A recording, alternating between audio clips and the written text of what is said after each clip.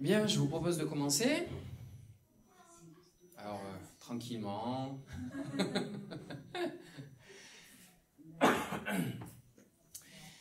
Et on va commencer ce culte par une lecture dans le psaume au chapitre 16,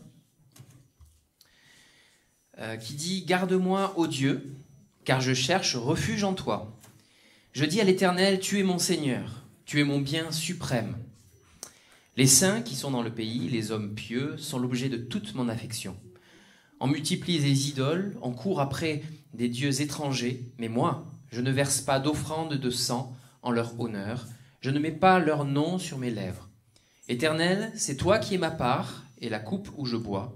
C'est toi qui m'assures mon lot. Un héritage délicieux m'est attribué, une belle possession m'est accordée. Je bénis l'Éternel car il me conseille, même la nuit, mon cœur m'instruit. J'ai constamment l'Éternel devant moi. Quand il est à ma droite, je ne suis pas ébranlé. C'est pourquoi mon cœur est dans la joie et mon esprit dans l'allégresse. Même mon corps reposera en sécurité. Car tu n'abandonneras pas mon âme au séjour des morts. Tu ne permettras pas que ton bien-aimé connaisse la décomposition. Tu me fais connaître le sentier de la vie. Il y a d'abondantes joies dans ta présence, un bonheur éternel à ta droite. Amen. Alléluia. Seigneur, merci Seigneur pour les temps que nous allons passer dans ta présence, Seigneur, devant toi. Nous te remettons ce culte. Nous bénissons, Seigneur, vraiment ta présence et l'action de ton esprit dans le cœur de chacun de nous. Seigneur, que tu nous instruises, que tu nous fortifies, que tu nous encourages, que tu nous donnes, Seigneur, de saisir la vérité, Seigneur, pas celle, Seigneur, que nos vies voudraient proférer, Seigneur, mais la vérité qui vient selon toi. Et je te remercie, Seigneur, de conduire et de diriger ces moments, de les instruire, Seigneur, au nom de Jésus. Amen. On va prendre des chants ensemble.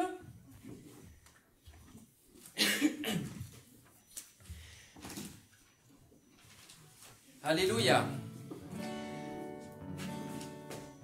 C'est le Seigneur, on va prendre ce premier chant. Est-ce que c'est bon pour toi, Yohan ?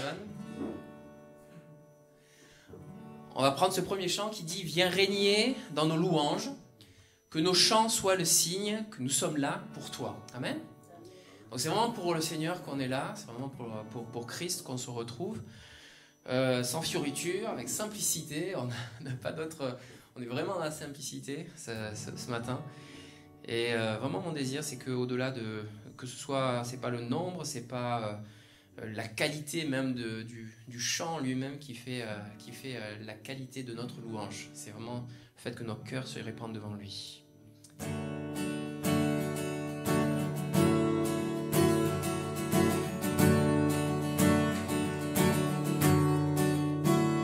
Viens régner dans nos louanges, que nos chants soient le signe que nous sommes là pour toi. Nous sommes là pour toi. Que ton souffle venu des cieux nous remplisse de ta vie. Nous sommes là pour toi. Nous sommes là pour toi. Pour toi nos cœurs sont ouverts, rien ici n'est caché. Nous ne voulons que toi, car tu es le Dieu saint et toi seul est digne, ô Dieu, que ton feu descend. Que nos cris soient comme un hymne pour la gloire de ton nom. Nous sommes là pour toi.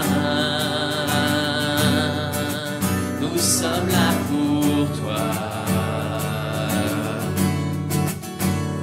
La puissance de ta parole nous remplit de ta vie. Nous sommes là pour toi, Seigneur. Nous sommes là toi nos cœurs. Pour toi nos cœurs sont ouverts, rien ici n'est caché. Nous ne voulons que toi. Car tu es le Dieu saint et toi seul est digne, ô Dieu, que ton feu descend. Pour toi nos cœurs sont ouverts, rien ici n'est caché, nous ne voulons que toi.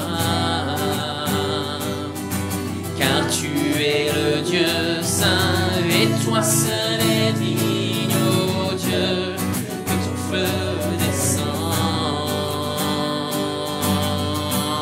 Nous t'accueillons au roi, nous t'accueillons au roi, ô puissant Dieu d'amour, bienvenue en ce lieu.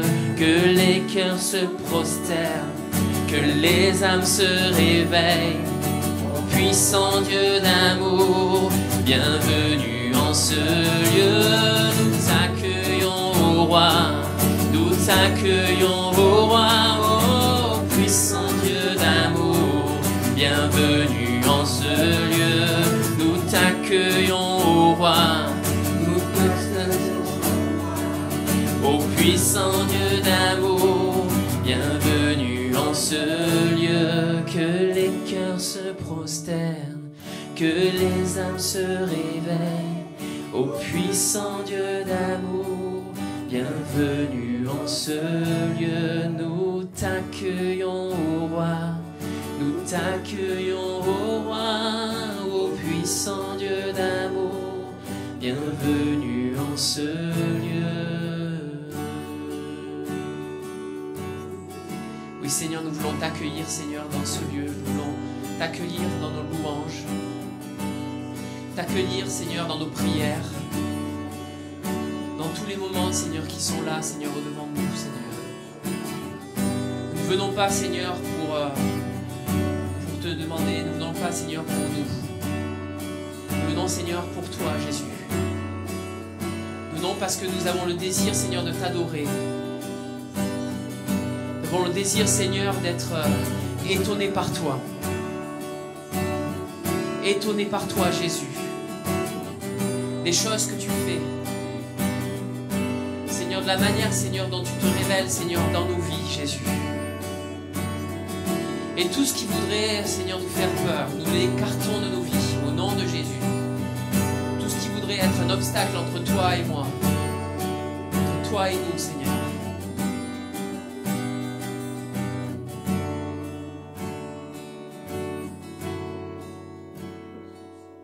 Nous t'accueillons au roi, nous t'accueillons au roi, ô puissant Dieu d'amour, bienvenue en ce lieu.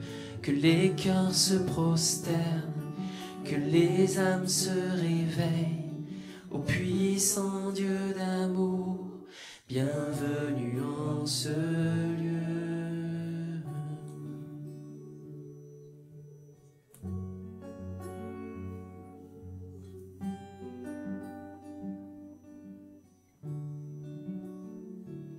Tu m'as ébloui par tes mélodies, tu m'entoures d'un chant d'amour, chant de délivrance devant mes ennemis. Toutes mes craintes s'enfuient. Tu m'as ébloui, tu m'as ébloui par tes mélodies, tu m'entoures d'un chant d'amour, chant de délivrance devant mes ennemis. Toutes mes craintes s'enfuient. Je ne suis plus esclave de la peur. Je suis enfant de Dieu. Amen. Je ne suis plus esclave de la peur.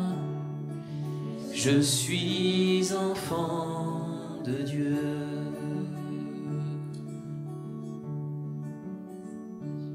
Avant ma naissance, tu m'avais choisi, appelé par mon nom. Tu m'as adopté, je suis de ta famille.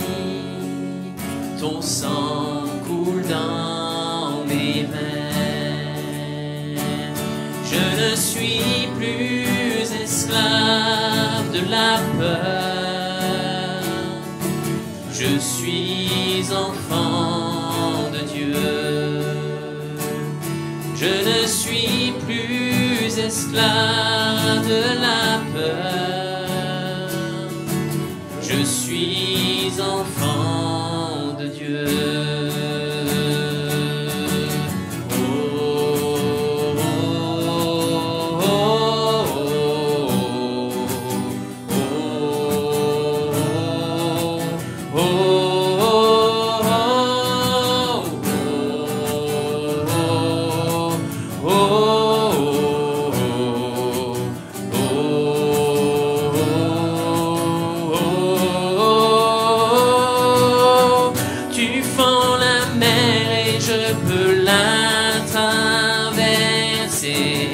Mes peurs se noient dans ton amour. Tu m'as sauvé, alors je peux chanter. Je suis enfant de Dieu. Tu fends la mer et je peux la traverser. Mes peurs se noient dans ton amour. Tu m'as sauvé, alors je peux chanter. Je suis enfant de Dieu. Je suis enfant de Dieu. Je suis enfant de Dieu.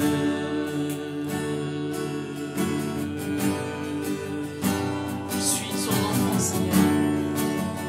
ton enfant, Seigneur. Celui de qui tu prends soin, Seigneur. Seigneur, nos vies, Seigneur, comptent, Seigneur, à tes yeux. Et tu les prends soin, Seigneur, d'elle, Jésus. Te bénissons, Seigneur, pour ta présence.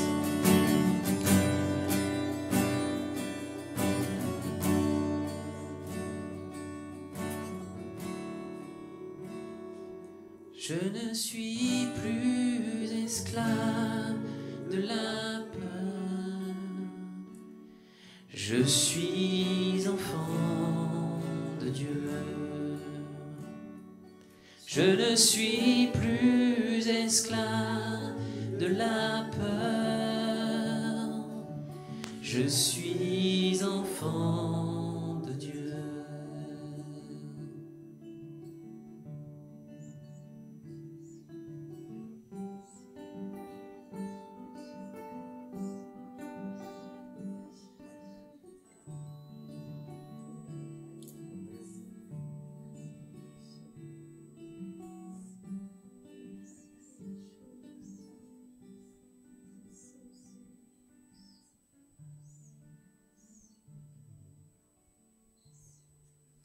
Alléluia, Seigneur.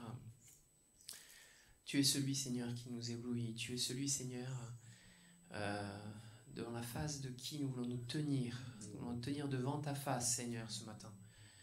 C'est pas devant la face des hommes, c'est pas devant un gouvernement, c'est pas devant une nation, c'est pas devant une assemblée, Seigneur, c'est devant toi, Jésus. C'est devant toi que nous nous tenons. C'est toi, Seigneur, qui connais tout de nous. C'est toi qui nous rend libres. C'est toi qui, Seigneur, nous a justifiés. C'est toi qui nous a façonnés. C'est toi qui nous a amenés, Seigneur, plus loin, Seigneur, dans ta présence. Et nous te bénissons, Jésus. Te bénissons, Seigneur. Alléluia.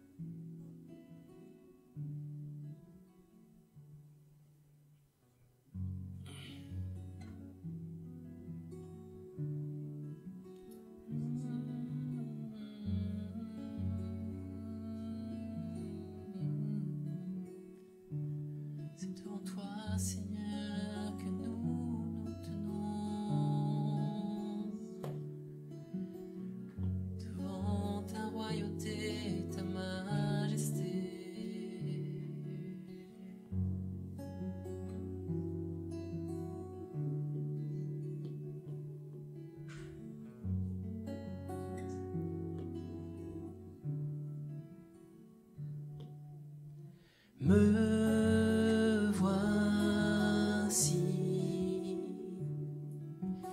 ébloui devant ta face, libre par le don de ta grâce. Me voici, l'être plein d'indignité, mais par la foi justifié. J'ai trouvé l'amour incomparable et mien, car tu t'es dépouillé pour te sacrifier.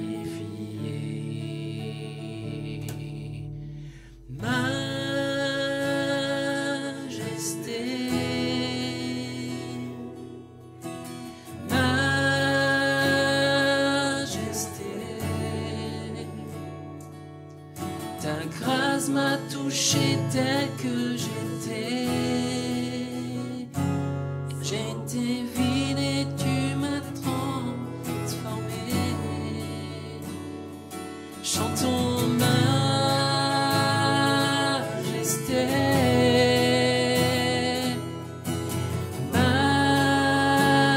Majesté. Ta grâce m'a touché tel que j'étais. J'étais vide et tu m'as transformé.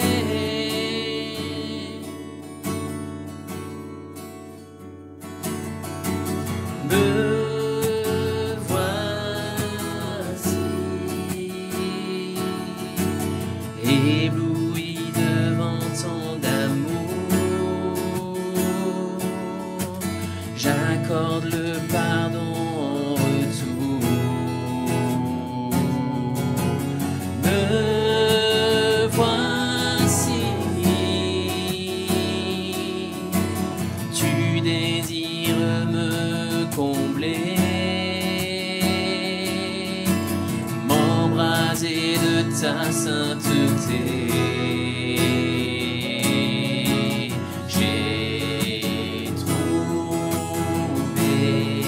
L'amour incomparable est mien, car tu t'es dépouillé pour te sacrifier.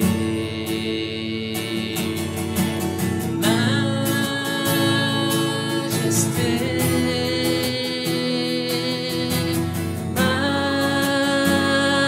majesté, ta grâce m'a touché tel que j'étais. J'étais vide et tu m'as transformé.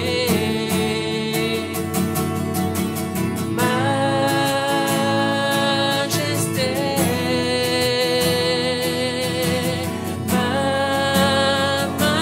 majesté,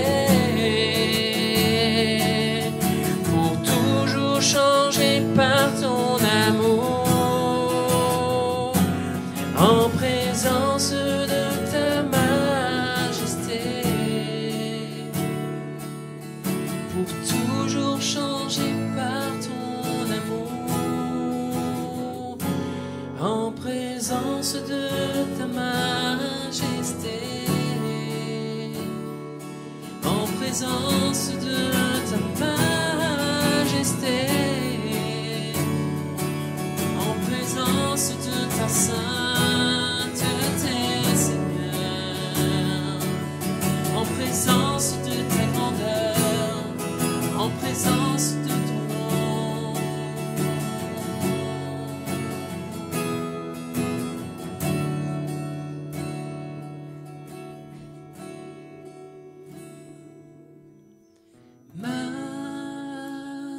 Majesté,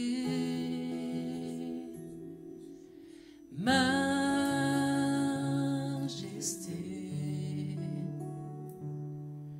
ta grâce m'a touché tel que j'étais. J'étais vide et tu m'as transformé. Majesté,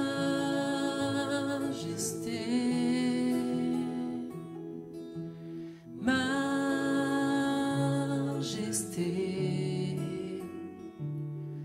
pour toujours changer par ton amour, en présence de ta majesté.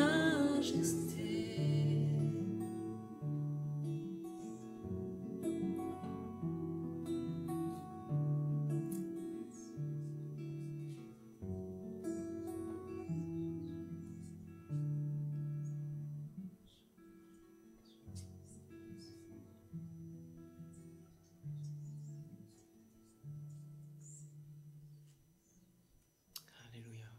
Prenons un moment de temps de prière, de faire monter notre voix, pour faire monter notre voix vers le Seigneur des Seigneurs, le Roi des Rois, celui qui entend nos cœurs, mais qui entend aussi nos voix.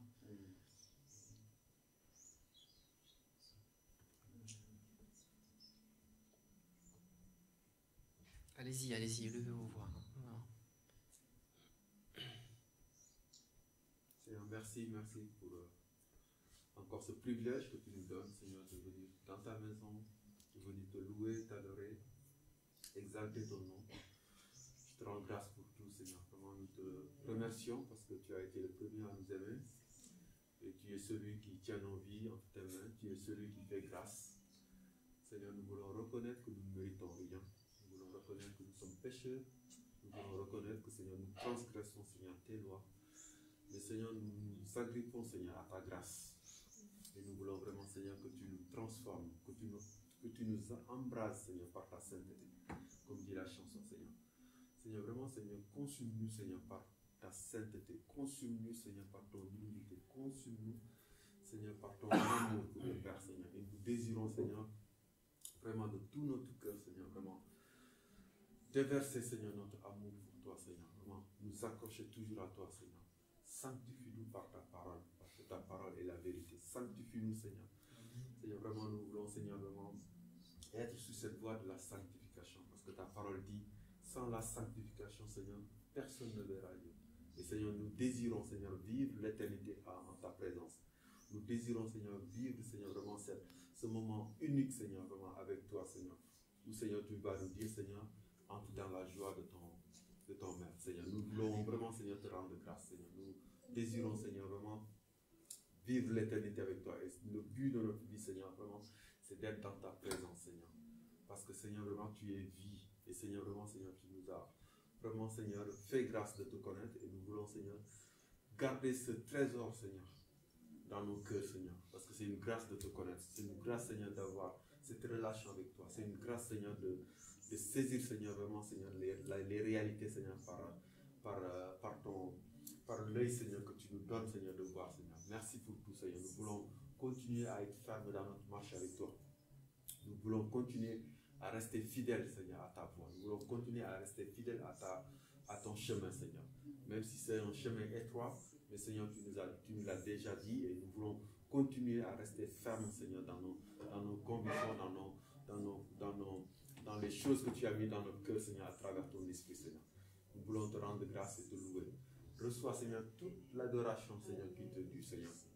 Et Seigneur, je te demande de bénir toutes les églises sur cette terre. Aujourd'hui, Seigneur, ce matin, qui sont en train de faire un culte pour ta gloire. Je te demande, Seigneur, de les bénir tous, Seigneur. Je te demande de bénir aussi ceux qui ont fait des cultes hier. Et je te demande, Seigneur, de bénir, Seigneur, ceux qui ont déjà fait des cultes ce matin et ceux qui vont faire des cultes cet après-midi. Bénis tous, Seigneur. Unis-nous tous, Seigneur, par ton Esprit Saint. Nous sommes tous tes enfants, Seigneur. Il n'y a pas d'église A, B, mais il y a une seule église, c'est l'église de Jésus-Christ. Et je te prie, Seigneur, vraiment que tu puisses, Seigneur, vraiment nous continuer à nous déverser ton esprit. Et Seigneur, partout, Seigneur, où il y a des gens, Seigneur, qui œuvrent pour ta gloire, Seigneur, que tu puisses, Seigneur, être présent et les encourager, Seigneur. Seigneur, je te prie, Seigneur, pour tous ceux qui sont vraiment, Seigneur, tous ceux qui ont tes yeux favorables, Seigneur, tous ceux qui, vraiment, Seigneur, que tu regardes avec admiration parce qu'ils travaillent pour toi, Seigneur. Je te prie de les bénir encore plus. Et Seigneur, je te prie, Seigneur, pour tous ceux qui viennent dans les églises et qui ont encore des difficultés, Seigneur, que tu puisses, Seigneur, vraiment te révéler puissamment à eux, que tu puisses, Seigneur, vraiment les aider, Seigneur, à passer dans notre cap, Seigneur. Seigneur, que personne de notre génération, dans toutes les églises sur cette terre ne se perde, mais que, Seigneur, tout soit attiré par toi, Seigneur. Je prie vraiment, Seigneur, pour le salut de chaque personne qui te reconnaissent comme Seigneur. Seigneur, vraiment ceux qui sont loin de toi, Seigneur, en particulier, Seigneur, je te prie que tu les relèves, que tu leur pardonnes, que tu puisses, Seigneur, leur donner, Seigneur, vraiment cette force de leur cœur à continuer à s'accrocher à toi, Seigneur. Aide-nous, Seigneur, à être des témoins, Seigneur, partout où nous sommes, pour que, Seigneur, la parole de l'évangile puisse se répandre. Pour que, Seigneur, vraiment, Seigneur, que les gens puissent voir la lumière, que les gens puissent être, Seigneur, vraiment touchés par ta parole, Seigneur. Merci pour tout, Seigneur. Nous te rendons grâce. Reçois notre adoration. Tu es le Dieu Tout-Puissant. Et nous voulons incliner, Seigneur, vraiment nos cœurs, notre esprit, notre âme, et notre corps et tout notre être, Seigneur, devant le trône de ta grâce pour t'exalter, t'honorer et élever encore plus ton nom. Amen. Au nom de Jésus-Christ. Amen. Amen.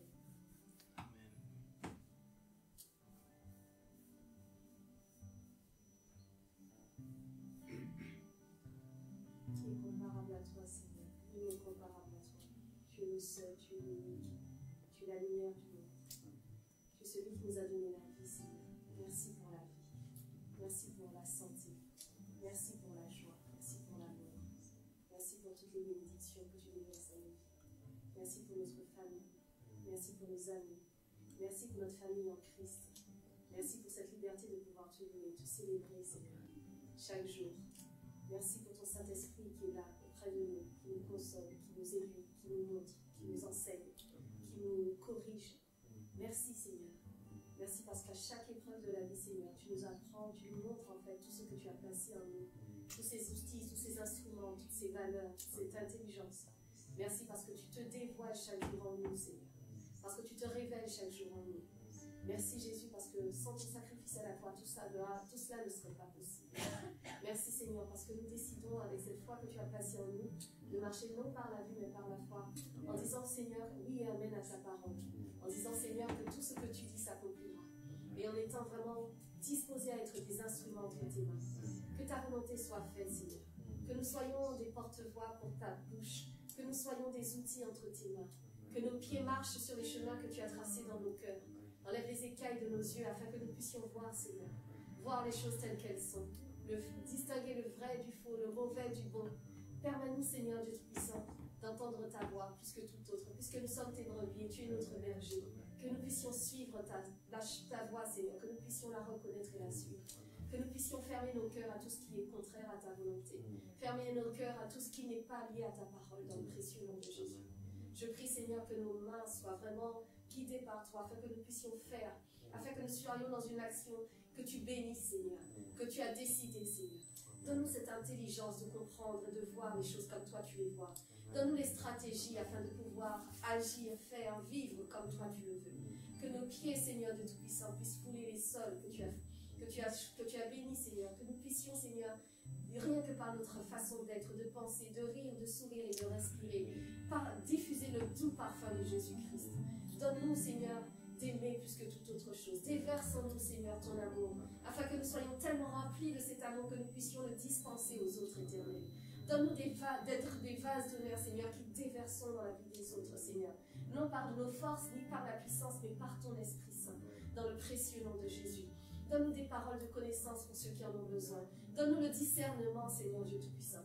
Donne-nous d'être vraiment ne plus être des esclaves de la peur, mais vraiment d'être des ambassadeurs du Seigneur Jésus-Christ. Que nous puissions marcher en nouveauté de vie. Que notre intelligence soit renouvelée, Seigneur. Non pour notre propre gloire, mais pour toi et pour toi seul, Seigneur. Car tu mérites l'honneur, tu mérites la gloire, tu mérites que nous soyons vraiment, Seigneur, dévoués à toi.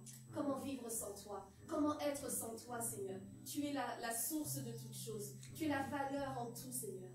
Vraiment, Seigneur, Apporte aussi cette humilité, Seigneur. Que nous puissions te donner la place et la première place. Vraiment, Seigneur, que tout ce qui est orgueil, que tout ce qui est contraire à ton humilité en nous, Seigneur, puisse vraiment se taire. Et Christ en nous, vraiment tu puisses grandir, que nous puissions nous focaliser sur toi.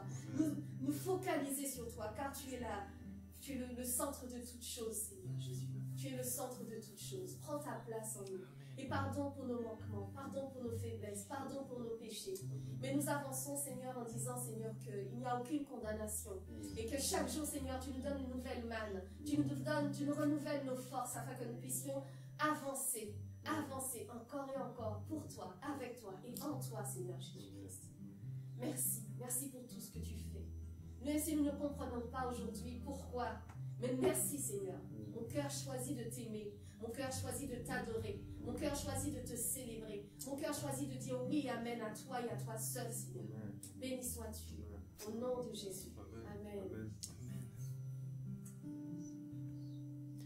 En présence de ta sainteté, je m'incline et je t'adore. Tu dévoiles mon indignité et mon cœur troublé t'implore. En présence de ta sainteté, je saisis enfin ta grâce. Tu as pris sur toi tous mes péchés, confondus, je vois ta face. Je m'écris gloire à toi, ô Dieu très saint, ton nom est redoutable.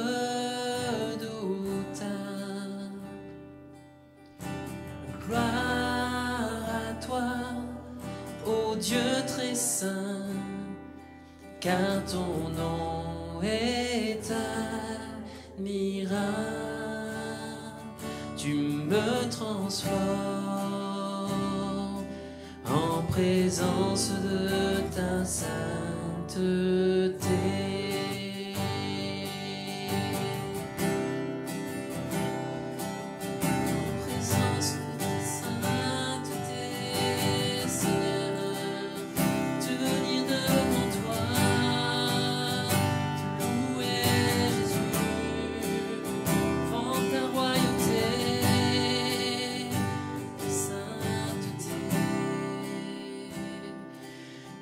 Présence de ton immensité, je me sens petit, fragile.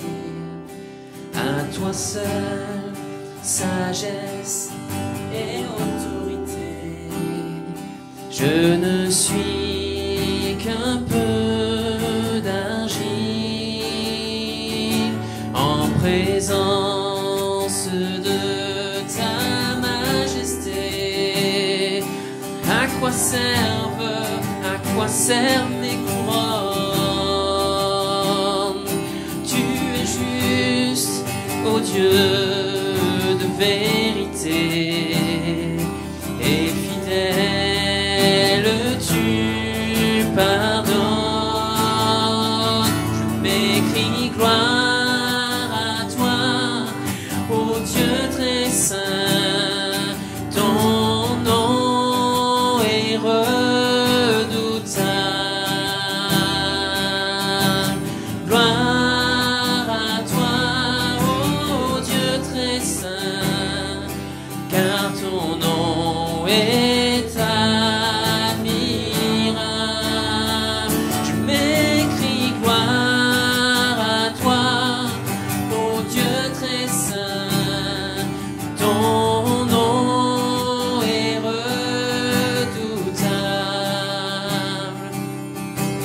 Gloire à toi, ô Dieu très saint, car ton nom est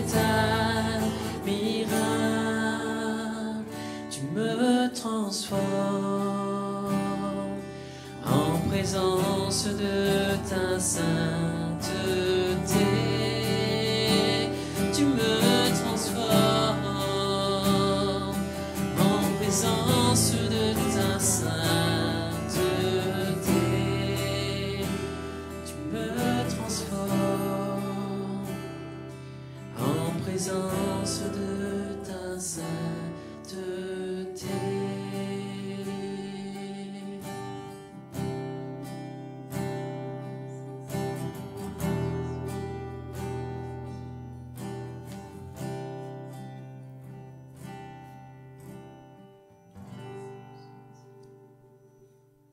Alléluia.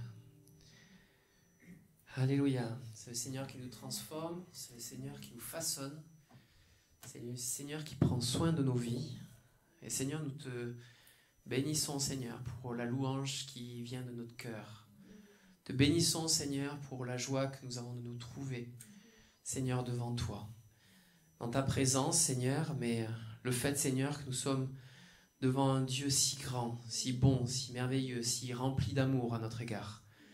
Seigneur, nous ne voulons pas, Seigneur, gâcher, Seigneur, les temps, Seigneur, que nous passons, Seigneur, par d'autres choses que, Seigneur, les passer dans ta présence en ce moment, Seigneur. Seigneur, que soit écarté, Seigneur, de nos pensées toute autre chose que la pensée de Christ.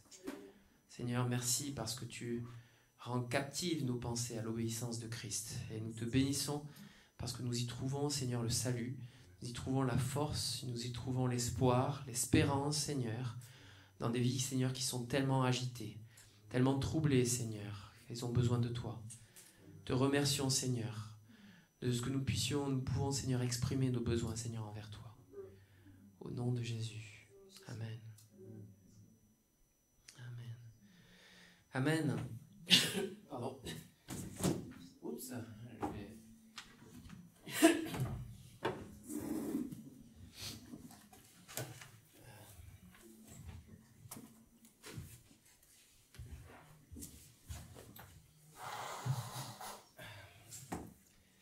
Amen. Le Seigneur prend soin de nous. Amen. Il connaît nos besoins, il connaît nos difficultés, il connaît les enjeux, Seigneur, c'est parfois de nos vies.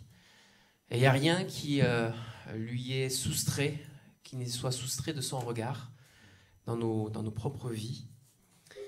Et que ce soit ce que... Ah, est-ce que oui, les enfants. Là, Denise, t'y échappes pas.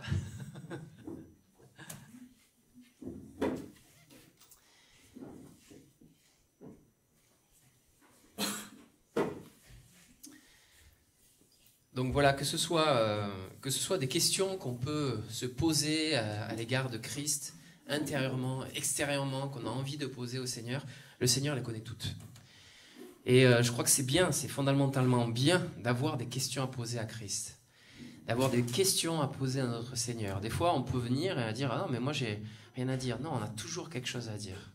On a toujours quelque chose à exprimer devant notre Dieu, pour déjà lui exprimer notre amour, pour lui exprimer notre confiance, notre foi, et lui dire combien nous voulons marcher avec lui. Jésus aime poser des questions, hein, on l'a déjà vu alors la fois dernière que j'étais intervenu, j'avais parlé de quand Jésus dit « Mais qui dites-vous que je suis ?» Il aime bien poser des questions, il aime bien interroger les disciples, mais il aime bien surtout et avant tout que la pensée soit claire, qu'on soit dans une attitude de franchise envers lui. Qu'est-ce qui vient du fond de notre cœur ? Qu'est-ce que notre cœur, de quelle manière est-ce que notre cœur parle ? Est-ce qu'il parle avec de mauvaises choses ou est-ce qu'il parle avec de bonnes choses ?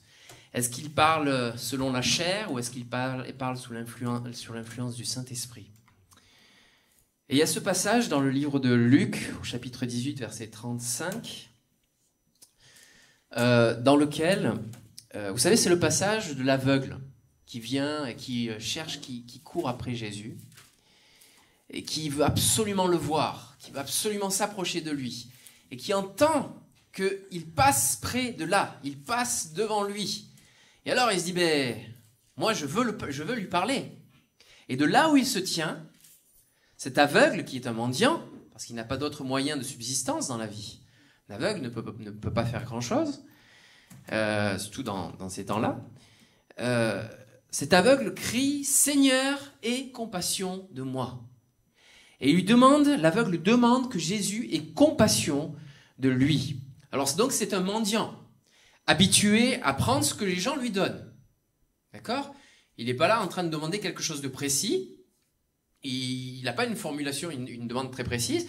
Il prend en général ce qu'on lui donne, sans faire preuve d'exigence. Vous voyez ? Il n'est pas là en train de dire non, moi je le voudrais un peu plus sucré, ou un peu plus salé, ou plus ci, là. Il n'est pas là en train de regarder les choses. Il prend en général ce qu'on lui donne. Et les gens viennent, il fait l'aumône, les gens viennent, lui donnent de l'argent. Donc en général, quand cet homme-là demande quelque chose, c'est pour avoir un moyen de subsistance. Pour avoir un moyen pour pouvoir vivre, s'acheter son pain, s'acheter quelque chose à manger pour pouvoir vivre. Et alors que cet homme-là entend que Jésus est en train de passer, il l'appelle et il dit « Seigneur, aie compassion de moi, aie compassion de moi ». Mais entre lui et Jésus, il y a des obstacles, d'accord ? Et les obstacles, c'est aussi les disciples, qui se tiennent là, qui cherchent à le faire taire, qui disent « Non mais ça va, n'importune pas le maître, ne viens pas importuner le maître, etc. » Mais lui fait preuve d'insistance. Et il ne s'arrête pas aux obstacles qui sont au-devant de lui. Il sait, il a quelque chose, il a en tête de demander quelque chose à Christ, il a en tête de demander quelque chose au Seigneur. Et pourtant, il demande en général à des gens qui sont autour de lui de pouvoir l'aider, de pouvoir répondre à ses besoins, de pouvoir subvenir à ses besoins. C'est un homme qui ne peut rien faire par lui-même, il a besoin que des gens viennent et l'aident. Il est entièrement dépendant de ce que les gens lui donnent. Assis sur le bord du chemin, en train de tendre la main, il n'a aucun autre moyen de subsistance que ce que les gens lui donnent. Il est entièrement dépendant de ce que l'un ou l'autre veut bien lui donner. Si quelqu'un ne lui donne pas, il l'aura pas. Si quelqu'un lui donne, il aura. Et alors que Jésus passe, voilà que les disciples viennent et commencent à mettre des barrières, mais lui insiste. Et il insiste. Et des fois, on peut vouloir demander quelque chose à Jésus et on se rend compte qu'il y a des obstacles. On se rend compte qu'il y a des difficultés. On se rend compte que c'est pas si facile que ça. On se rend compte qu'on a besoin de faire preuve d'un peu plus d'insistance. Cet homme-là, s'il s'était arrêté juste aux gens qui étaient devant lui, j'ai envie de dire, il serait encore aveugle. Bon, il est plus là, mais il serait resté aveugle. Mais il ne s'est pas arrêté à ça, il avait envie de quelque chose de plus. Et il va au-delà de la foule. Une foule est devant lui et l'empêche d'accéder à Jésus. Il va au-delà de cette foule et il insiste pour implorer quoi ? La compassion de Jésus. La compassion de Jésus. Et quand Jésus s'approche de lui, on pourrait se dire que, bon, ça paraît évident.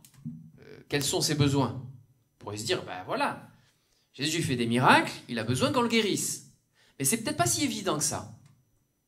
Parce qu'en général, justement, lui, quand il demande quelque chose, il demande quelque chose de pratique. Il ne demande pas un miracle, il ne demande pas des choses extraordinaires. Et il ne vient pas en demandant un miracle. Il dit simplement, Seigneur, aie compassion de moi. Aie compassion de ma vie. Aie pitié de moi. Mais que veut-il ? Qu'est-ce qu'il veut ? Il ne le dit pas. Il ne le dit pas précisément. Et bien sûr, on pourrait se dire, il demande de l'argent. Si je rencontre un mendiant dans la rue, je ne vais pas me dire, si je rencontre un aveugle dans la rue, je ne vais pas me dire, et s'il me dit, aide-moi, je ne vais pas me dire, il veut que je le guérisse. Il veut que je prie pour lui. Je ne vais pas me dire ça. Je vais me dire, c'est évident, bon, il veut que je lui donne une petite pièce. Il veut que je l'aide dans sa difficulté. Mais Jésus vient le trouver et il lui pose une question bien plus précise que ça. Et il lui dit, que veux-tu que je fasse ? Quand cet homme-là, il est là devant Jésus, et que Jésus lui dit, que veux-tu que je fasse ? Que lui répond-il ? Il lui répond, que je retrouve la vue. C'est quand même pas si voilà, moi je rencontre quelqu'un dans la rue, il me dit je lui dis qu'est-ce que tu veux? Que je retrouve la vue. Je dis oui, mais attends, là je suis pas médecin. Bon, après on peut prier pour lui, bien sûr. Mais ce que je veux dire, c'est pas en général, c'est pas ce genre de réponse qu'on attend. Mais Jésus connaissait son cœur. Il savait ce qu'il y avait dans le cœur et il voulait que de ce qu'il y avait dans son cœur, cela puisse s'exprimer, cela puisse sortir sous un acte de foi. Sous un acte de foi. Et lorsque cet homme lui dit que je recouvre la vue, c'est parce qu'il sait que celui qui est en face de lui a la capacité de le guérir, a la capacité de faire un miracle. Et Jésus aurait pu venir et lui dire d'accord, ok, sans lui demander d'explication et le guérir comme n'importe quelle autre personne qu'il pouvait rencontrer. Il aurait pu venir et le guérir, tout simplement. Mais il lui demande de préciser sa pensée. Et il lui demande d'être précis dans ce qu'il demande. Que veux-tu que je fasse? Et dans le que veux-tu, alors je suis allé un peu trop loin. Dans le que veux-tu, il y a le vouloir de la personne, d'accord? C'est-à-dire ce que moi je veux, ce que moi j'espère, ce que moi je désire, mon souhait, mon aspiration. Et il y a le que je fasse. Autrement dit, il y a l'action que seul Jésus peut accomplir. Que seul lui peut accomplir. Et lorsque cet homme se présente devant Jésus, il ne demande pas les choses que d'autres peuvent lui donner, il lui demande ce que lui peut lui donner. Ce que lui peut lui accorder. Parce qu'il a la foi que Jésus est en mesure de le guérir. Parce qu'il a la foi que Jésus, il a confiance dans le fait que Jésus est en mesure de lui accorder cette demande. Et il ne vient pas lui demander des fruits, de l'argent ou autre chose, comme il l'aurait fait pour d'autres personnes. Il lui demande ce que Jésus est en mesure de lui accorder. L'aveugle fait appel à la compassion de Jésus. Et ce qui est étonnant, c'est que Jésus ne cède pas à la pitié. Il ne cède pas à la compassion. Il ne vient pas en disant « Oh, le pauvre, il est malade. Oh, le pauvre, il est aveugle. Je vais le guérir. » Il ne fait pas ça. Parce que ce que Jésus fait, il le fait à la gloire du Père. Il le fait pour que le Père soit glorifié dans cette situation. Il le fait de sorte qu'on ne dise pas « Oh, mais il savait déjà, et puis bon, ben voilà, il a fait ça. » Mais que cette action que Jésus fait soit en réponse d'une prière, d'une demande, d'une requête de cet homme-là, qui était précise devant Dieu. Et il lui demande d'être précis. Jésus le renvoie à sa volonté. Qu'est-ce que tu veux? Il le renvoie à ses désirs, à ses besoins, parce que Dieu connaît nos besoins et qu'il veut y répondre et qu'il veut nous amener dans la réponse qui vient de lui. Dieu n'est pas contre le fait qu'on lui exprime nos besoins, et donc c'est dans Philippiens 4, 6 qu'on connaît bien, où il est dit, l'apôtre Paul dit, ne vous inquiétez de rien, mais en toute chose, faites connaître vos besoins à Dieu par des prières et des supplications, avec des actions de grâce. Là, quand l'aveugle, il est là et qu'il a la foule devant lui, c'est des prières et des supplications, il est en train de combattre. Il est en train de lutter contre toute l'incrédulité qui est en face de lui, qui dit non mais n'importune pas le maître. Il est en train de lutter contre toutes ces barrières, contre toute cette opposition qui est devant lui et qui voudrait lui dire tu n'y arriveras pas. Tu n'arriveras pas à faire bouger les murailles de ta vie. Tu n'arriveras pas à dépasser ta vie dans ce qu'elle est aujourd'hui. Tu resteras le même. Mais Jésus vient à lui et ça change toute chose. Faites connaître vos besoins à Dieu par des prières et des supplications avec des actions de grâce. Et la paix de Dieu qui surpasse toute intelligence gardera vos cœurs et vos pensées en Jésus-Christ. L'objectif, c'est que la paix de Dieu garde nos cœurs et nos pensées en Jésus. Que nous nous inquiétions de rien. Que ce ne soit pas nos besoins qui puissent nous inquiéter, parce que nos besoins, nous pouvons les remettre entre les mains de Dieu. Et l'invitation, elle est claire. Elle est à abandonner nos fardeaux entre les mains de Dieu. À laisser tomber, à ne pas se tromper déjà en croyant qu'on peut tout faire par nous-mêmes. Croyant qu'on peut tout réaliser, qu'on peut tout accomplir. Mais à pouvoir arriver à un moment donné à dire non mais moi je veux faire appel à Dieu. Et ça passe par le fait que je demande à Dieu. Je le demande pas juste dans mon cœur. Cet homme-là, s'il était resté avec ses besoins dans son cœur, il serait toujours le même. Et moi c'est ce que j'ai dit des fois même à mon fils qui Et on dit, allez, vas-y, là, maintenant, vas-y, c'est toi qui pries. Non, mais ça y est, j'ai déjà prié dans mon cœur. C'est facile. J'ai même pas besoin de l'enseigner avec ces paroles-là. Je crois que c'est venu tout seul. Non, mais c'est bon, j'ai prié dans mon cœur. Ah, le cœur, il a bon dos. Mais en même temps, des fois, il faut savoir formuler les choses. Proclamer par la foi, proclamer les choses invisibles qu'on ne voit pas. Les choses que notre cœur désire, par le besoin que nous avons de les voir s'accomplir en Jésus-Christ. Le besoin que nous avons de voir la réponse de Dieu dans ces besoins-là. Parce que parmi nos besoins, il y a ce que nous pouvons faire, d'accord ? Et il y a ce que Dieu peut faire. Et ça commence dès le commencement donc de l'histoire, dans le livre de la Genèse. On voit déjà ça, on voit déjà ça se profiler. Dans le livre... Alors, oui, j'ai sauté ça, mais c'est... Voilà. Dans le livre de la Genèse, au chapitre 2, et on va pas le lire, hein, mais vous pouvez le lire, vous avez la référence là. Il y a une chose qui est assez extraordinaire, c'est que lorsque Dieu prévoit que l'homme a besoin de quelque chose, donc il prévoit de créer Ève, d'accord ? Mais le passage, lui, il commence en disant que Dieu constate qu'il n'est pas bon pour l'homme qu'il soit seul. Il n'est pas bon que l'homme soit seul. Donc, déjà, avant même que l'homme ait formulé quoi que ce soit, Dieu sait qu'il a un besoin dans son cœur. Dieu sait qu'il a ce besoin au-dedans de lui, et il est en mesure d'y répondre. Et donc, par rapport à ça, on pourrait se dire, bon, ben, c'est facile. Ben donc, étant donné que Dieu connaît ce besoin, ben, il va lui créer Ève. Bon, il aurait pu réfléchir comme ça, se dire, voilà, il n'est pas bon que l'homme soit seul, je vais lui faire une aide semblable. Allez, c'est parti, je vais endormir Adam, et puis il va se réveiller, et il trouvera Ève à côté de lui. Mais Dieu ne fait pas comme ça. Dieu ne fait pas comme ça. Il sait qu'il n'est pas bon que l'homme soit seul, il aurait pu donc répondre immédiatement à ce besoin, mais il ne le fait pas. À la place, Dieu fait passer tous les animaux par couple devant Adam. Alors ça, si on remue pas le couteau dans la plaie, mais je crois bien que Adam n'avait pas conscience de ce besoin-là à ce moment-là.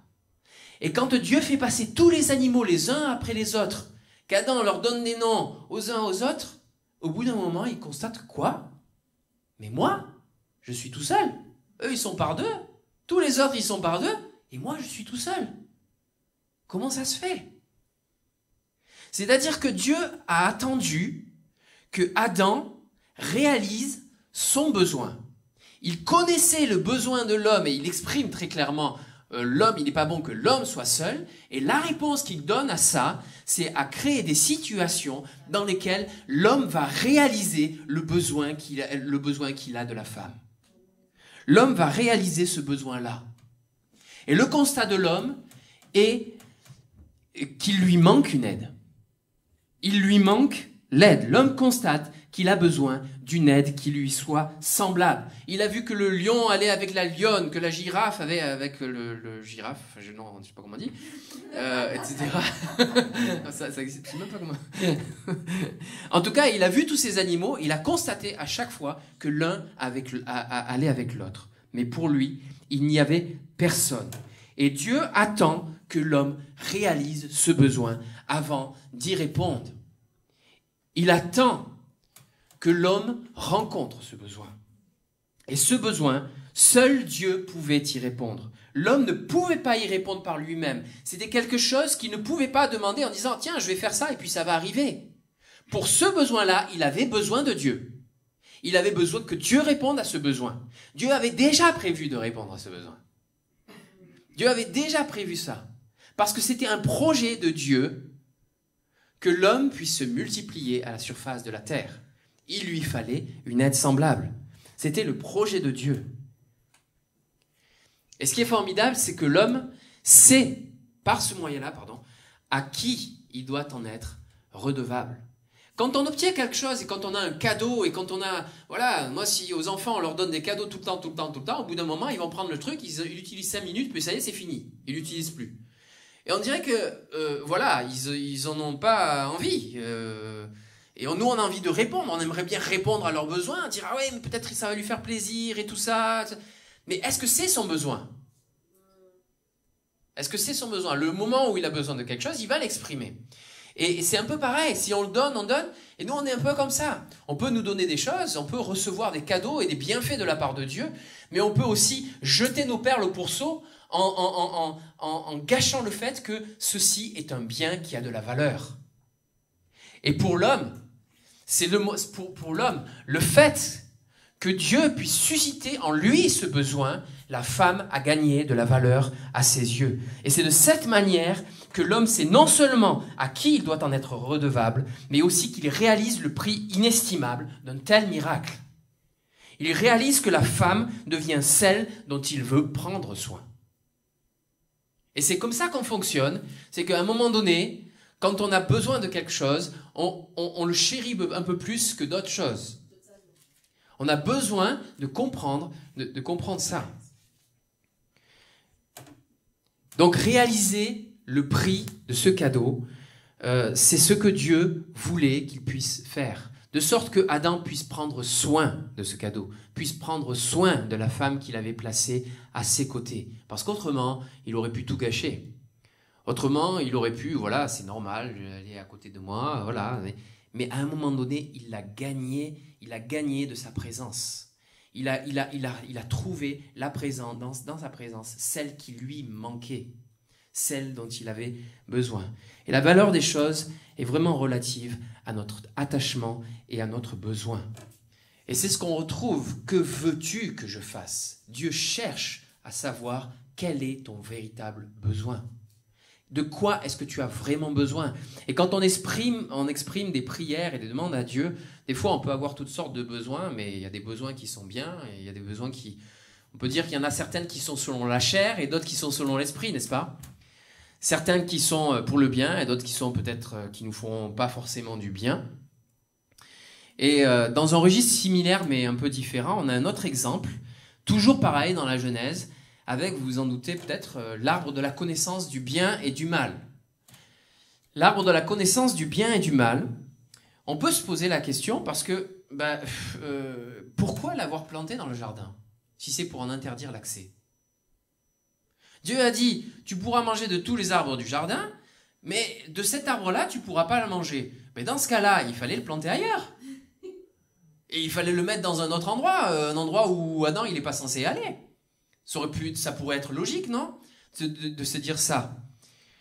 Mais pourtant, ça faisait partie du paysage du jardin, et on peut très certainement dire que si cet arbre était là, c'est parce qu'il avait sa nécessité.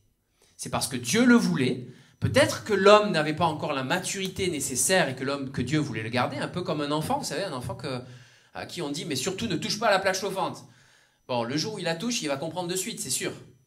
Mais en général, je préfère qu'il ait peur de moi plutôt que... Voilà, je préfère qu'il craigne que je dise « attention, attention, ah oui, d'accord, ok, je vais pas toucher », plutôt qu'il aille et qu'il touche en disant « non, moi j'ai même pas peur de papa ». Donc je préfère lui faire peur un petit peu.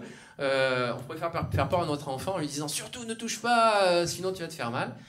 Parce qu'il y a un danger derrière, mais que lui ne peut pas voir, que l'enfant ne peut pas voir. Et c'est pareil pour Adam, il y avait certainement un danger que lui-même ne pouvait pas voir. Il y avait un danger qui était là. Et ça ne veut pas dire, la Bible ne nous dit pas non plus, me faites pas dire mais la Bible ne nous dit pas ça, mais ça ne veut pas dire que peut-être dans le cheminement que Dieu avait avec l'homme, il n'avait pas envisagé de lui enseigner à comment saisir cette réalité entre le bien et le mal, à saisir cette diversité-là. Mais toujours est-il que Dieu demande à l'homme de ne pas manger de ce fruit-là. Il suffit d'interdire pour créer le désir. Il suffit qu'on dise à quelqu'un « surtout n'y va pas » pour qu'il dise « ah mais du coup j'ai envie d'y aller quoi ». C'est un peu l'exemple de la loi. La loi nous révèle tout ce que... Sinon on ferait peut-être du mal sans s'en rendre compte, mais la loi révèle tout le mal qu'on est en mesure de faire. Donc Dieu demande de ne pas manger du fruit. Et en faisant ça, Dieu met une limite morale à l'homme. Il aurait pu donc le planter ailleurs, mais il ne le fait pas. Donc c'est que cet arbre-là avait une nécessité et son importance, elle était là aussi. Et peut-être, donc, comme je l'ai dit, il n'était pas venu le temps pour lui de le consommer ou en tout cas de l'aborder. Mais en tout cas, pour l'homme, c'est devenu un bien à convoiter à un moment donné. C'est devenu un bien sous l'impulsion du serpent, bien sûr, sous l'impulsion de Satan, sous l'impulsion de l'adversaire. C'est devenu un bien à convoiter. Et c'est de cette manière que les choses se passent. C'est qu'il y a quelque chose dans lequel dit ne fais pas. S'il y a un bien derrière, le bien se trouve derrière le ne fais pas. Mais selon la chair, nous serions tentés d'aller au-delà pour découvrir ce qu'il y a de caché. Mais dans cette situation-là, la conséquence était bien plus grande, parce que le fait de le prendre sans l'accord de Dieu, c'était déjà revendiquer sa propre autonomie. C'était déclarer sa séparation d'avec Dieu. Le fait de dire je veux prendre, même si j'ai été interdit, c'est de dire je suis moi-même en mesure de décider de ma vie. Je suis moi-même et je n'ai pas besoin de Dieu. Je n'ai pas besoin de demander à Dieu quoi que ce soit. Je vais pouvoir y répondre. Donc, dans un cas, on a Dieu qui répond aux besoins de l'homme, besoins auxquels il ne peut pas répondre par lui-même, d'accord ? Le fait qu'Adam n'était pas en mesure de répondre à ce besoin de cette femme, de cet être semblable à lui. Et dans l'autre cas, on a le fait que l'homme répond de lui-même à ses besoins, à ses désirs, sans l'aide de Dieu. Sans l'aide de Dieu. Il a décidé qu'il pouvait aller outre le conseil de Dieu. Et donc on a ces deux oppositions qu'on retrouve dans la Bible sous la forme de la chair et de l'esprit. La chair et de l'esprit qui s'opposent. La chair et de l'esprit. Marcher selon la chair et marcher selon l'esprit, c'est pour nous des sources donc de réflexion, parce que l'homme est dès le début confronté à ces deux tendances. Laisser Dieu faire les choses de lui-même, chercher ce que Dieu veut, ou chercher ce que lui, il veut. Ce que l'homme veut faire.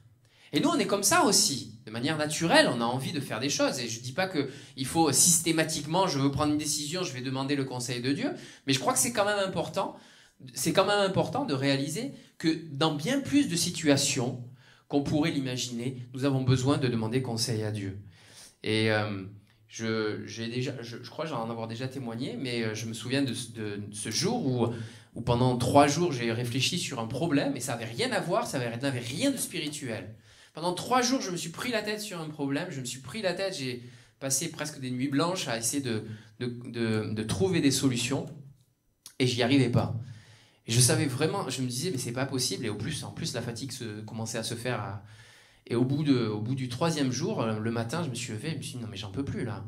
Là, ça peut pas durer comme ça. Et j'ai pris un temps de prière, tout simplement, et j'ai dit, Seigneur, ça n'a rien de spirituel, ça.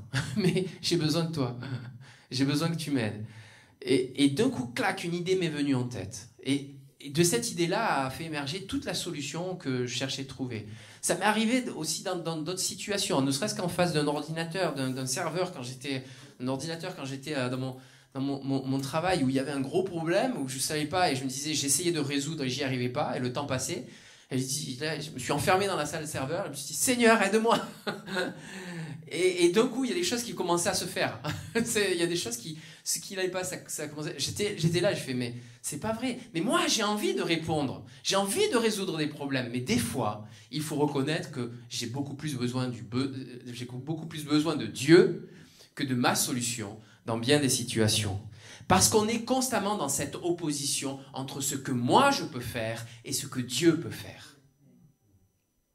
Alors que notre rôle, c'est d'inviter Dieu à faire sa place dans nos vies, de marcher à ses côtés, que lui marche à nos côtés, que nous marchions à ses côtés pour accomplir ce que nous avons à faire.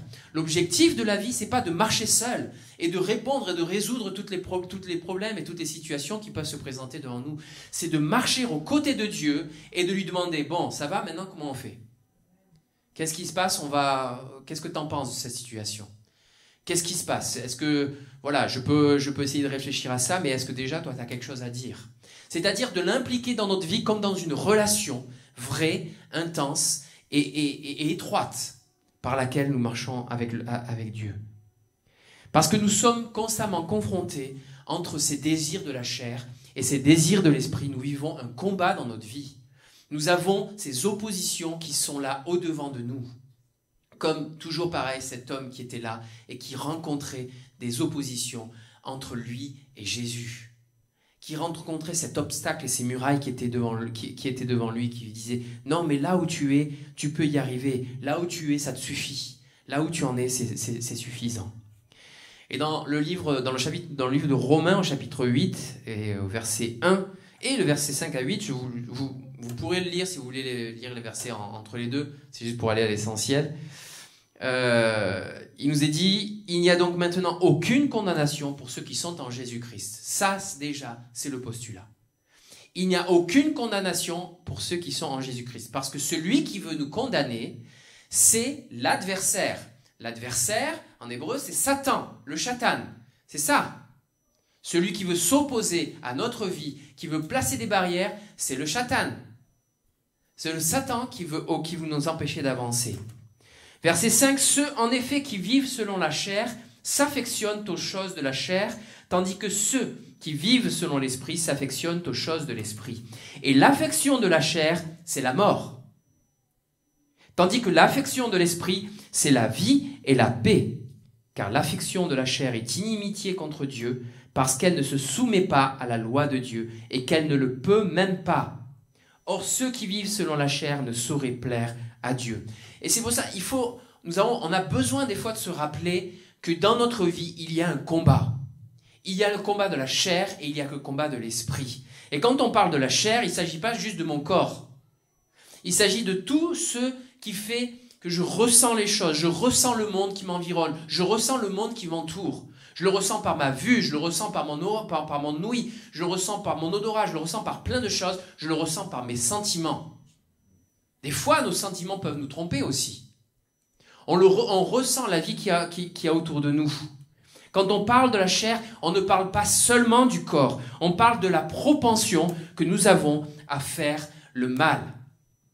La propension de cette condition mortelle et de ces désirs qui l'accompagnent vers la mort. Ces désirs, la chair est vouée à la mort. La chair est vouée, et n'est pas vouée à l'éternité. Cette chair dans laquelle on vit, cette chair qui a hérité du péché d'Adam, cette chair qui vit le péché, qui vibre dans le péché. De cette opposition entre la chair et l'esprit, quand on parle d'esprit, on parle de ce qui porte vers la vie, de ce qui met en l'homme la condition du vivant. Si je vis, c'est parce que l'Esprit de Dieu vit en moi.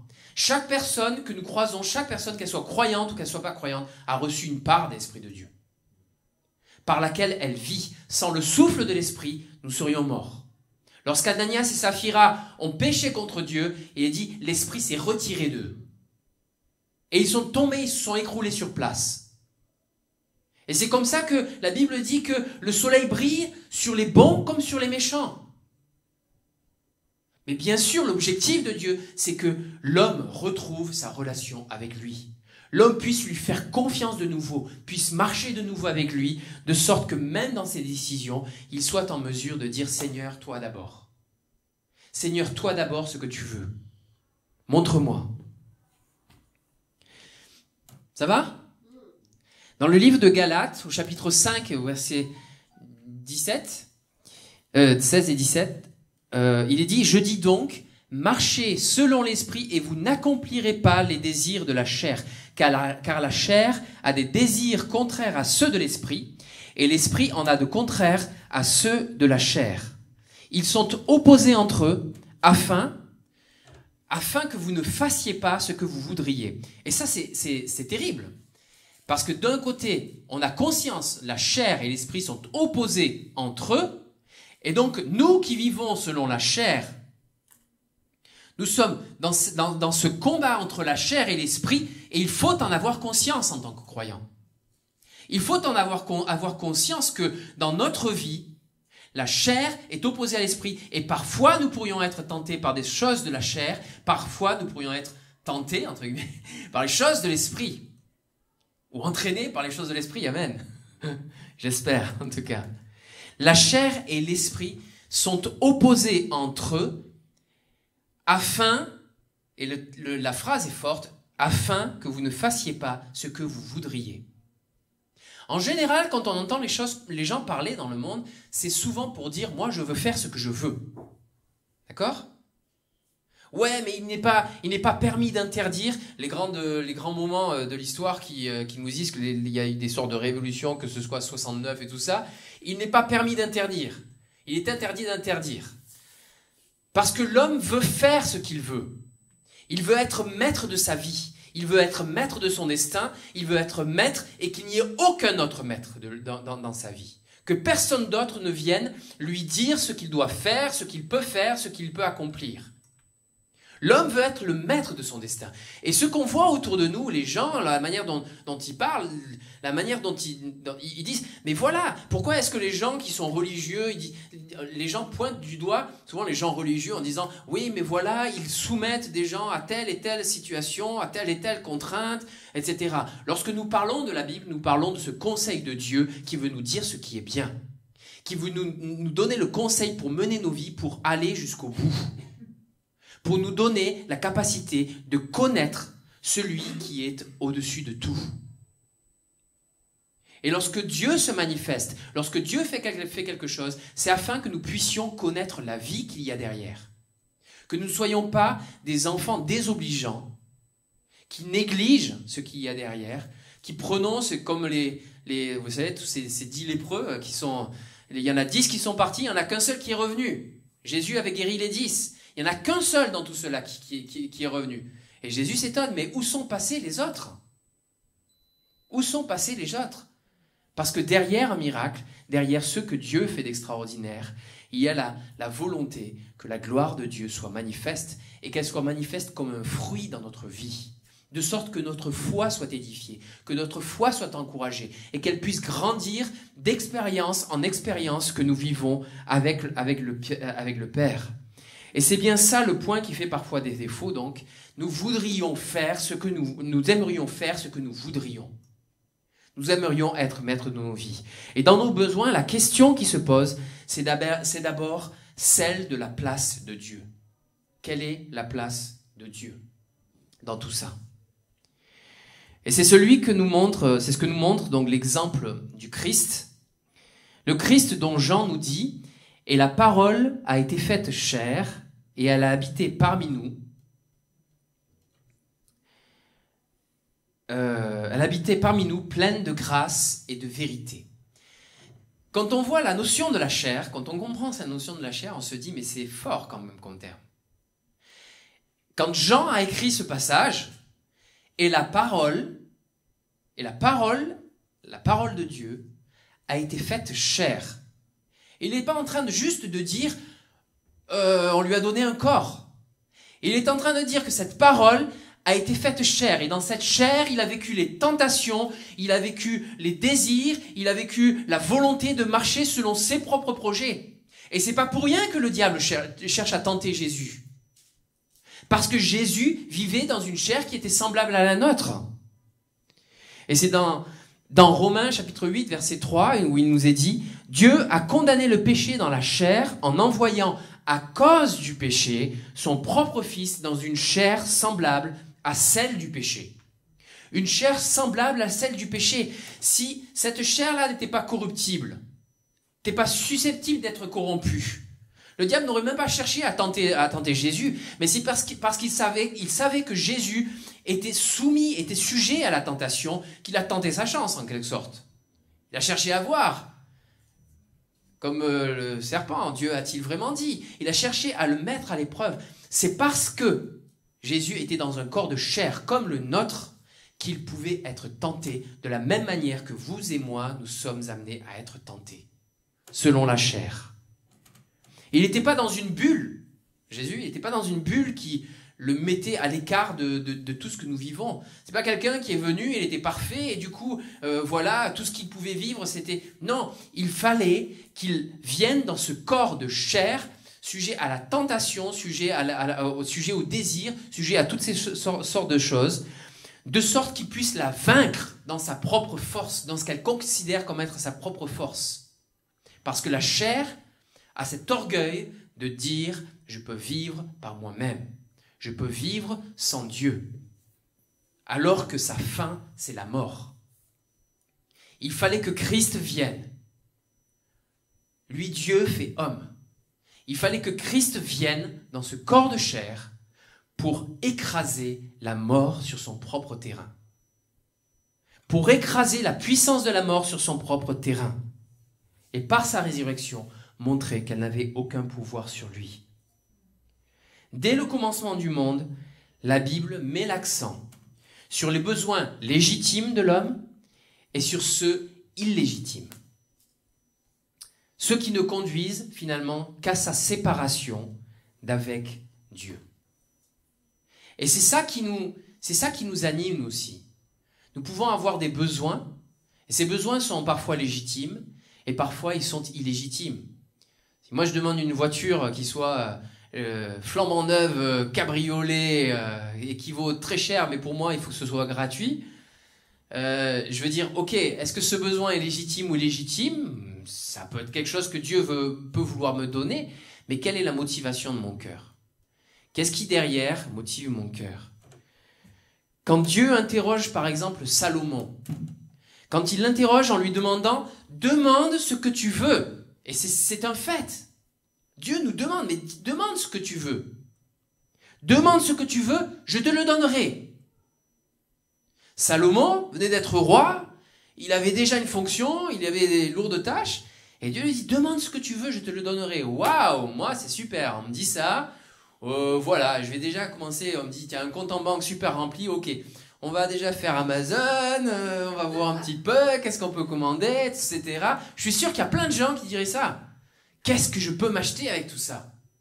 Et c'est un peu ça que Dieu lui dit. Voilà, je mets devant toi tous les biens, tout ce que tu veux demander, tu peux le demander, je te le donnerai.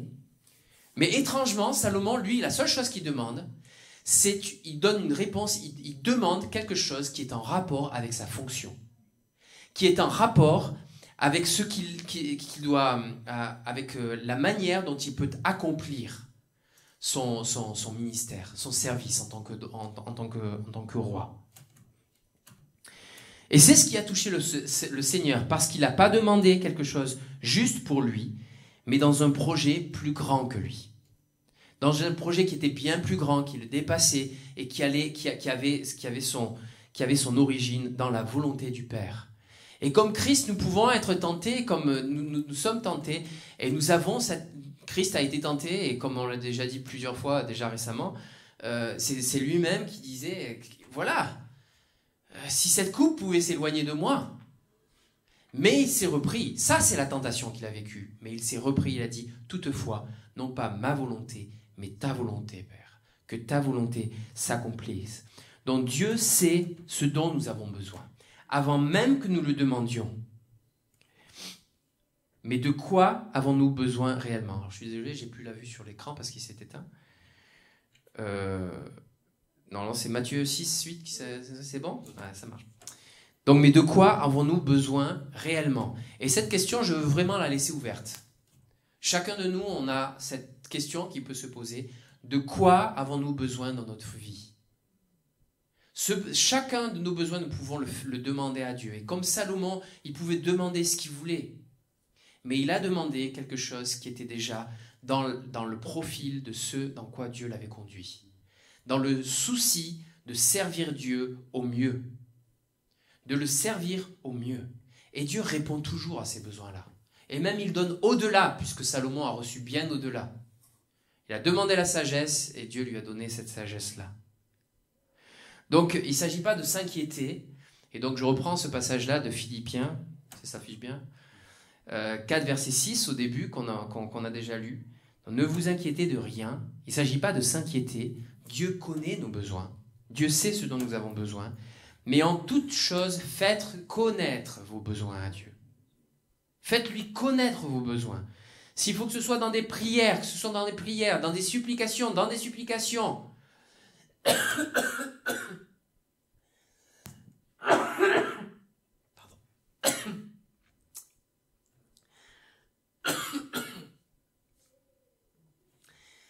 Et là, j'ai plus mal.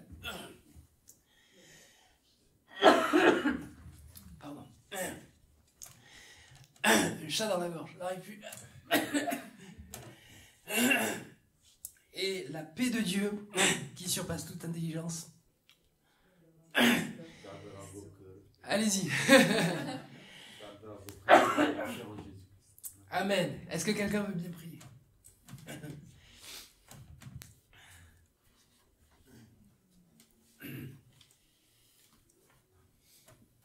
Seigneur, merci. Merci, Père, pour ta parole. Seigneur, nous te rendons grâce et nous te remercions, Seigneur, vraiment pour ta nourriture. Seigneur, vraiment, nous voulons vraiment, Seigneur, être reconnaissants. Parce que, Seigneur, toi qui es Dieu, toi qui peux tout, toi qui sais tout, toi qui as tout entre tes mains, tu ne violes pas notre liberté, mais tu nous demandes ce que nous voulons que tu fasses de nos vies. Merci, Seigneur, parce que à travers cette liberté que tu nous donnes, nous savons que tu es le vrai, véritable Dieu, Seigneur. Et que, Seigneur, tu ne nous utilises pas comme des marionnettes, mais que tu veux que nos vies, que tout ce que nous faisons soit des choix. Et Seigneur, je veux vraiment, Seigneur, te dire que tous autant que nous sommes, nous avons choisi de te choisir. Tous autant que nous sommes, nous avons choisi, Seigneur, de te suivre. Tous autant que nous sommes, nous désirons marcher fidèlement dans tes voies. Et Seigneur, vraiment, nous voulons, Seigneur, justement, Seigneur, te dire, toi qui sais tout, nous te remettons nos vies entre tes mains. Et Seigneur, nous voulons que tu fasses ce que tu juges juste pour nos vies, ce que tu penses être bon pour nos vies. Afin que, Seigneur, nous puissions, Seigneur, un jour vivre l'éternité avec toi. Nous voulons, Seigneur, reconnaître ta seigneurie dans nos vies. Nous voulons, Seigneur, reconnaître, Seigneur, ton autorité dans nos vies. Nous voulons reconnaître, Seigneur, que tu es celui, Seigneur, qui peut nous conduire, Seigneur, vraiment dans les chantiers de la justice, celui qui nous conduit, Seigneur, vers la vie éternelle. Tu es la vie éternelle et nous voulons nous accrocher à toi, Seigneur. Nous désirons une chose, Seigneur, c'est faire ta volonté, Seigneur. Merci pour tout, Seigneur.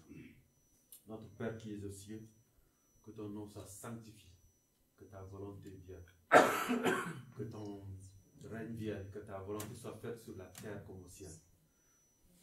Donne-nous aujourd'hui, Seigneur, notre pain quotidien. Pardonne-nous nos offenses, comme nous aussi nous pardonnons à ceux qui nous ont offensés. Ne nous induis pas en tentation, mais délivre-nous du mal, car c'est à toi qu'appartiennent dans tous les siècles le règne, la puissance et la gloire. Amen. Amen. Alors, ne vous inquiétez de rien. Ne vous inquiétez de rien et que la paix de Dieu garde vos cœurs et vos pensées. Alors, ne vous inquiétez pas, je me suis fait tester. Hein. Au cas où. Mais des fois, il y a des rhumes, des sinusites, des trucs comme ça, c'est plus dur à passer. Donc, que le Seigneur vous garde dans cette semaine et qu'il vous accompagne dans tous les moments de cette semaine, dans vos pensées, dans vos choix, dans vos décisions, dans toutes les situations. Amen. Amen.